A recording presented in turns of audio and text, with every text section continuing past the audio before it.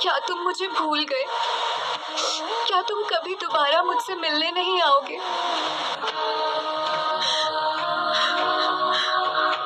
कृष्ण झूठे हैं।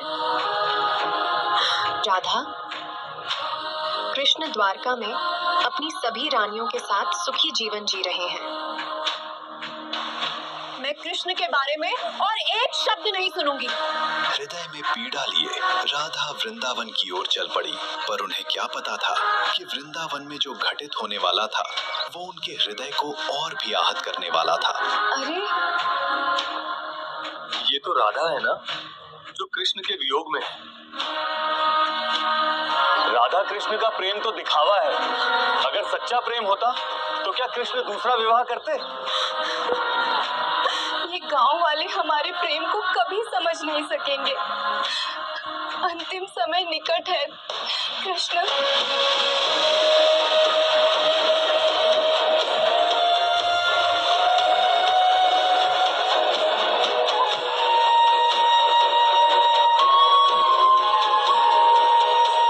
मेरी राधे, तुम बहुत कष्ट में हो ना। मैं आ रहा हूँ। इस संसार को छोड़ने का समय आ चुका है।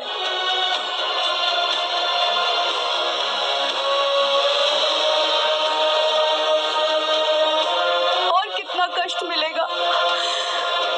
कृष्णा, तुम कहाँ हो? कृष्ण, मैंने तो रुक्मिणी को इतना प्यार किया, लेकिन वो भी मुझे कभी समझ नहीं पाई। आइए इस कहानी के कुछ वर्ष पीछे चलते हैं, जब कृष्ण और रुक्मिणी महल के आंगन में साथ साथ टहल रहे थे। स्वामी, मुझे आपसे एक प्रश्न था। हाँ, पूछो रुक्मिणी। मैं तो आपकी पत्नी हूँ, फिर जितना महत्व आप मुझे देते हैं उससे ज्यादा महत्व राधा को क्यों देते हैं? मैं किसी को ज्यादा या कम महत्व नहीं देता। नहीं, आप राधा को ज्यादा महत्व देते हो। इस तरह राधा से तुलना करना अनुचित है रुक्मिणी। एक बात ध्यान रखिए स्वामी, मैं इस द्वारका की स्वामिनी हूँ, राधा नहीं। रुक्मिणी को थोड़ा सा भी ज्ञात नहीं है कि राधा संसार की स्वामिनी है। उसी रात श्री कृष्ण के सिर में भयानक पीड़ा उठने लगी। रुक्मिणी, तुम जल्दी आओ। रुक्मिणी,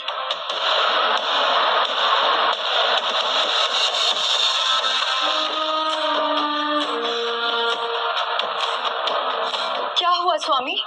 आपको क्या हो गया? रुक्मिणी, मेरे सिर में बहुत जोर से दर्द कर रहा है।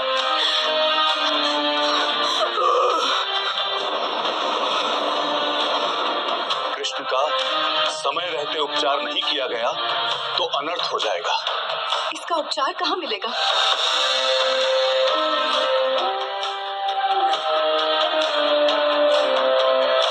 राधा, राधा, कृष्ण को कुछ हो गया है। कृष्ण, कृष्ण, कृष्ण, कृष्ण को क्या हो गया है? ऋषि मुनि, कृष्ण के सिर में अनंत पीड़ा उठ रही है। अगर कृष्ण का समय रहते उपचार नहीं किया गया तो कोई अनहोनी हो जाएगी।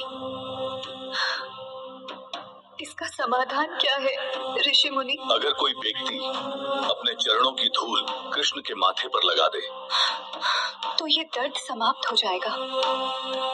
मैं लगाऊंगी अपने चरणों की धूल। अरे राधे, तुम्हें नरक में भी जगह नहीं मिलेगी अगर कृष्ण को अपने चरणों की धूल लगा दी तो। अगर इससे कृष्ण ठीक होते हैं तो मुझे नरक भी स्वीकार है।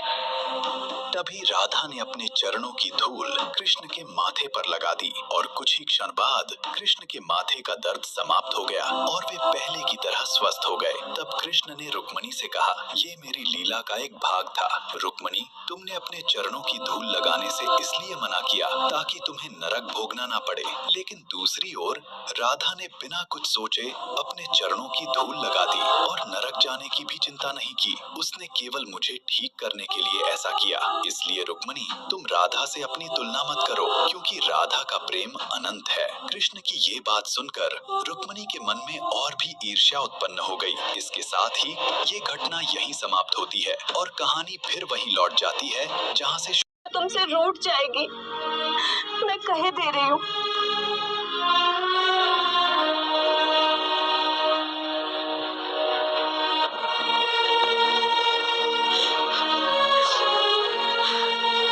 कृष्ण, तुम आ गए।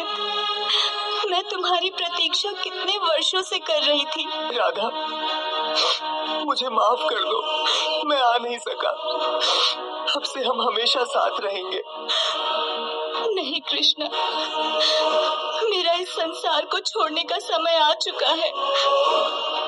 राधा, राधा, आंखें खोलो, मुझे छोड़ के मत जाओ राधा।